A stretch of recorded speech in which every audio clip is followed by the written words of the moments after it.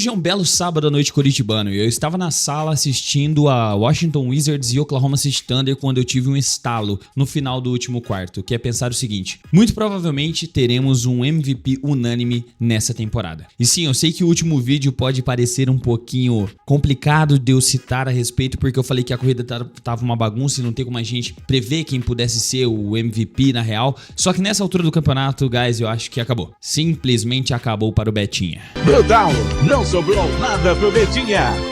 A não ser que algo muito extraordinário, alguma lesão repentina aconteça em várias equipes de forma sequencial, essa corrida vai se abrir novamente. Porque agora, na minha cabeça, só existe um ganhador do prêmio de MVP neste atual momento em que estamos. Faltando apenas 12 partidas para se encerrar a temporada regular de média, né? Tem alguns times que precisam de um pouco mais, outros um pouco menos. Mas já entreguem o prêmio pro cara. Depois de assistir esse vídeo, você vai concordar comigo. Mas antes disso, se inscreva no canal, ative o sininho e deixa o like se você gostar do conteúdo. Quase 40% de vocês não se inscrevem aqui, então estamos na meta de chegar aos 80 mil inscritos. Muito obrigado aos 77 mil. Se você quiser assistir a vídeos sem propaganda, sem AdSense, se torne um membro por apenas R$2, link aqui na descrição. Agora, sem mais enrolação, bora começar. Na minha última corrida para MVP, eu tinha ressaltado muito o impacto do Sr. Cade Cunningham quando ele está em quadra. Quando o homem veste o manto dos Bad Boys, o Detroit Pistons tem uma média ofensiva de 119,7 pontos, enquanto sofre apenas 108,9 pontos. Ou seja, quase 11 pontos de margem, o que eles chamam de net rating. Inegável o impacto e o crescimento do Cade Cunningham nessa temporada. Se vocês lembrarem do basquete que o Detroit fez há 2 anos atrás, cravando aquela sequência absurda de múltiplas, acho que foi mais de 24 derrotas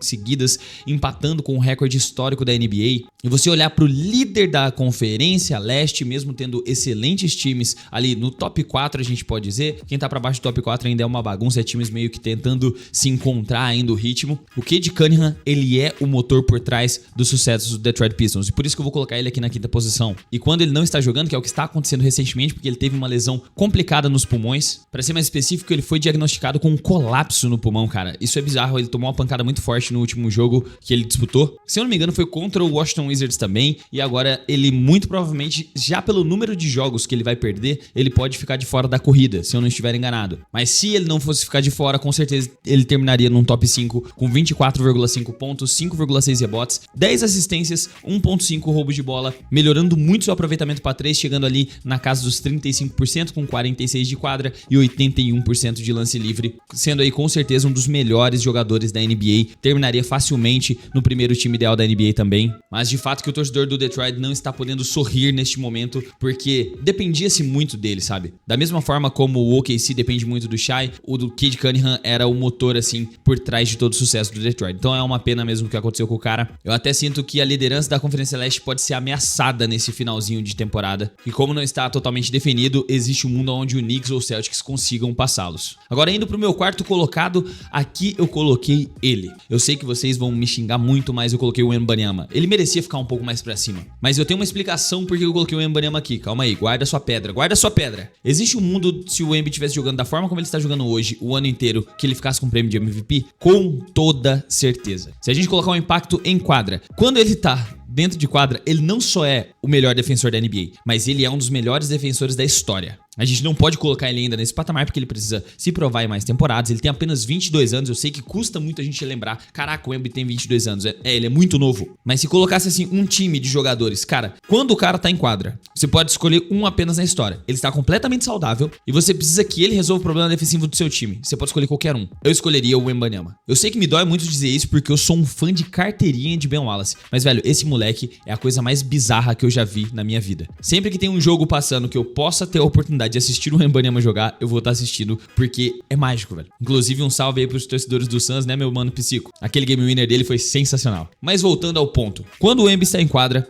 o time do Spurs faz 125,3 pontos, enquanto leva apenas 101,2, sendo de longe, durante a sua média de 29 minutos de quadra, um dos melhores times no ataque e o melhor time defensivo. É claro que ele tem uma ajuda grande na defesa de perímetro com Stephon Castle, Keldon Johnson, Vassell e outros jogadores que defendem bem. Harrison Barnes defende bem perímetro também, mas indiscutivelmente ele é o melhor jogador da NBA quando se trata de defesa. Os times precisam se reformular, modificar completamente as táticas ofensivas quando esse moleque tá em quadra. Nenhuma bandeja livre é tão livre assim se ele tiver a 3 metros de distância, porque os braços dele chegam. E as médias do Cabrunco? 24,3 pontos, 11,1 rebotes, 3 assistências, 50,6% de arremesso, 35,7% para 3, 81 de lance livre e ainda uma bagatela de 3 tocos por partida. Sem falar no mês de março, né? Inclusive, se ele estivesse jogando como ele está jogando agora no mês de março, toda a temporada, eu acho que o prêmio poderia escapar para a mão dele. Até porque ele fez com que o San Antonio Spurs subisse até a segunda colocação. No mês de março, o homem está com 27,3 pontos, 3 assistências, 11,1 rebotes, 3,5 tocos, enquanto chuta 39% para 3, 52% de quadra e 82,4% de lance livre. Um true shooting, que é tipo juntando tudo e colocando a média de quantos pontos ele faz na média geral de ataques, ele consegue pontuar em 66% das posses. A cada 3 arremessos, 2 ele vai converter basicamente assim no geralzão, nem que seja de lance livre, nem que seja para 3, nem que seja do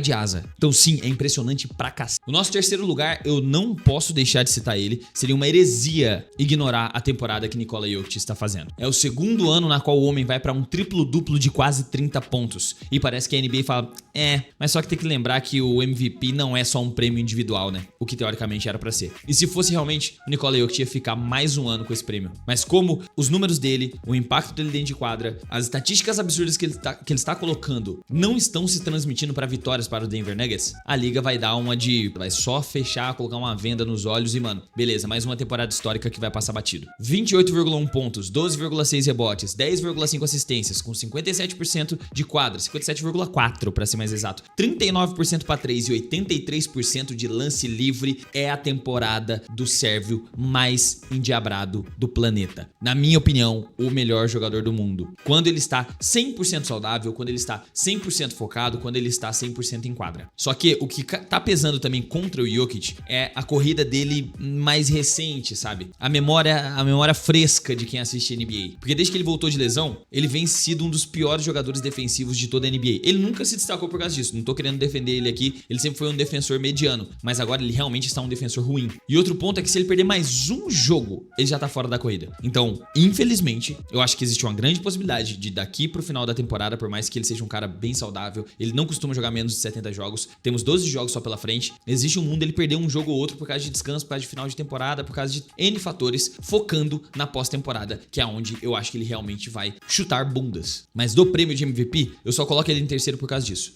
Que ele não ganhou o segundo título dele ainda da NBA, e eu acho que existe uma grande chance de acontecer essa temporada. Inclusive um torcedor do Nuggets comentou no meu último vídeo, falando que agora que o Nuggets não ganha mesmo, porque os caras, calma, fela. Então mesmo se ele estivesse fazendo essa temporada magnífica que ele tá fazendo, o fato dele só ter um título da NBA não ia classificar ele para ter 4 prêmios de MVP. Eu vejo dessa forma e a NBA se prova um ano atrás do outro não entregando o prêmio de MVP sequencialmente para um cara que não esteja disputando ou ganhando títulos. Com isso nós vamos para o nosso segundo colocado, que é ele, né? Você sabe, o cara que fez 100 pontos em 2 dias, quase um triplo-duplo de 40 pontos e no dia seguinte fez 60 pontos. O cara que desde que ficou solteiro os últimos 8 jogos ele tá com a média de 41 pontos. A gente já viu ele gordinho, já viu ele magrinho e agora a gente tá vendo ele solteiro. Rapaz, eu teria medo de deixar a minha mulher em Los Angeles sozinha, porque, irmão, o que esse cara deve estar fazendo uma bagunça. E obviamente eu estou falando de Luka Doncic. Neste exato momento ele se encontra na segunda colocação na corrida de MVP, muito por conta do mês que ele tá fazendo agora de março, do mês de fevereiro, e na verdade desde janeiro o cara tá sendo absurdo, né? O Lakers voltou a sorrir, das últimas 12 partidas ganharam 11, nos últimos 8 jogos ele tá com a média de 41 pontos, 7,4 assistências, 9 rebotes, 2,4 roubos de bola, ouve bem isso, 2,4 roubos de bola, 50,2% de quadra, 42,2% para 3 pontos, 78% de lance livre. Eu também não entendo como ele erra tantos lances livres recentemente, porque ele é um cara que tem uma forma de arremesso muito braba. Na minha cabeça era pra ele estar convertendo mais de 85%, mas tudo bem. Cara, o Luka é o Luka, mano. Ele é inevitável. Parece que o LeBron deixou o ego de lado e realmente deu um passo pra trás, se encontrando nesse novo Lakers. O Austin Reeves é meio que o complemento perfeito para ser o segundo pontuador, o segundo ball handler, o shooting guard desse time, pontua muito bem,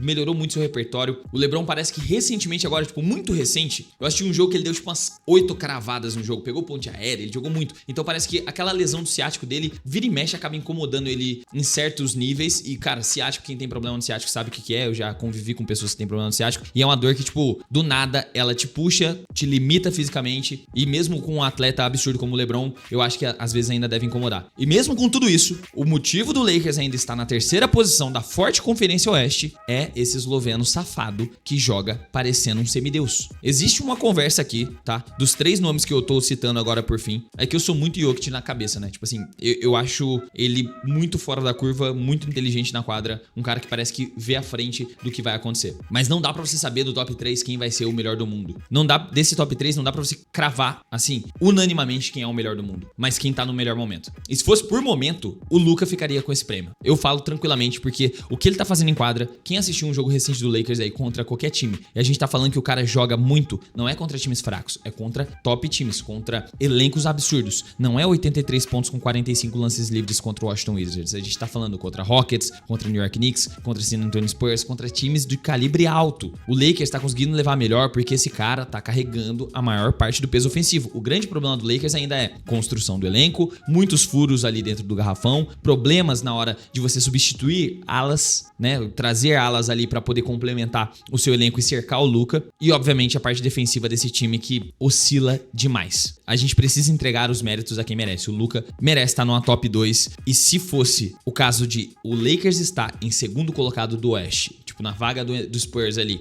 e o Luka estar jogando neste nível o ano inteiro, até porque o começo da temporada ele tava pontuando muito, mas muito ineficiente, seria impossível da NBA ignorar isso e não entregar o prêmio pro cara. Se ele continuar fazendo 40 pontos de média aí até o final da temporada, onde vai ter uma briga boa. Mas como eu sei que isso é quase impossível, cara. E mais uma coisa, que o prêmio não é só individual. E ele também não é só por um período de tempo. Não é só tipo, pô, fevereiro e março, onde o Lakers tá voando e o Luka tá fazendo 40 pontos. É o ano inteiro. E é por isso, por ser um prêmio de temporada inteira e um prêmio que repercute muito, que tem muito impacto, quando o seu time está perdendo jogos, né, você tem uma baixíssima probabilidade de ganhar. Eu acho que o prêmio desse ano fica nas mãos de Shai Gilgeous-Alexander, quase que de forma unânime. Porque, velho, o Thunder tem 55 vitórias e 15 derrotas. O melhor time da NBA. Um time que ao longo de toda a temporada, não sei se vocês se recordam, teve momentos na qual eles jogaram sem 5 jogadores, com 5 desfalques. Porém, com Shai Gilgeous-Alexander. E eles continuaram ganhando partidas. É bizarro o quanto o Shai Gilgeous-Alexander conseguiu adaptar o seu jogo noite adentro, noite afora, o cara melhorando em cada aspecto. Defensivamente, ele é um dos melhores defensores de perímetro da liga. Ofensivamente, tem um dos repertórios mais completos, tá matando muito mais arremesso de 3 pontos do que ele teve em temporadas passadas. Aprimorou muito a criação de arremesso dele para 3, que era um pequeno leque no seu jogo. O jogo de pés dele, o jogo de infiltração, a bag de finalizações dele, tudo que o cara tem no jogo dele é consistente, como ele mesmo fala. Minha vida inteira é consistente e o cara está mostrando isso em quadra. Quem não gosta do Shai Gilgeous-Alexander, de duas uma. Ou o cara não assiste basquete, ou 2, o cara caiu na narrativa que ele apenas cava falta e faz pontos de lance livre. Porque se você assistir um jogo do Doncic ou do Jalen Brunson, qualquer um desses jogadores que tem um jogo mais físico dentro da linha de 3 pontos também, você vai ver que eles vão pra linha de lance livre, às vezes numa frequência bem maior do que a do Shai Gilgeous-Alexander. No caso do Luka Doncic, ele é o líder em lances livres de toda a NBA. E de fato que me irrita um pouco o fato dele reclamar toda hora com a arbitragem. Pô, Doncic, dá pra,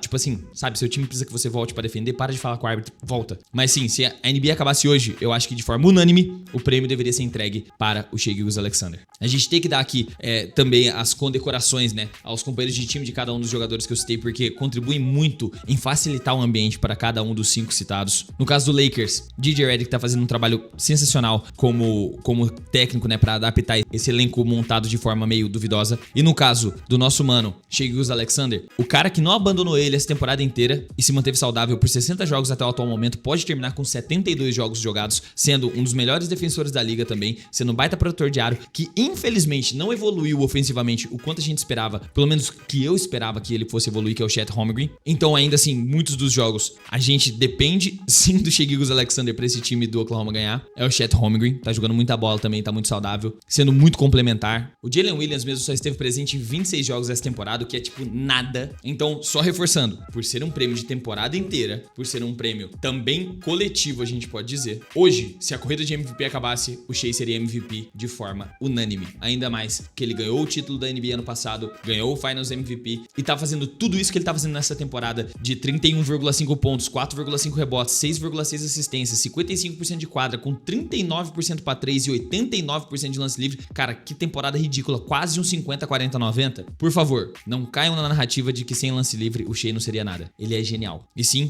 agora que eu já estou falando que ele vai ser o MVP de 2026. Pode ser que eu esteja fazendo uma grande zica? Pode, mas eu espero que não. Então eu quero saber agora o que você acha sobre a corrida de MVP. Deixa aqui nos comentários, porque a sua opinião é muito importante pra esse canal. Se você ficou até aqui, se inscreva, ativa o sininho, deixa o like, vai estar ajudando demais o canal a se manter de pé e chegar aos 80 mil inscritos. Se quiser vídeo sem AdSense, sem propaganda, apenas R$2 por mês. Loja Trash Talk aqui Loja Trash Talk também aqui na descrição. Acesse e adquira. Tem acho que mais uma unidade, se você quiser. Mano, tá aí. Manda um presente especial se você comprar, viu? E eu vou ficando por aqui. Então um beijo no seu coração. Até o próximo vídeo e falou!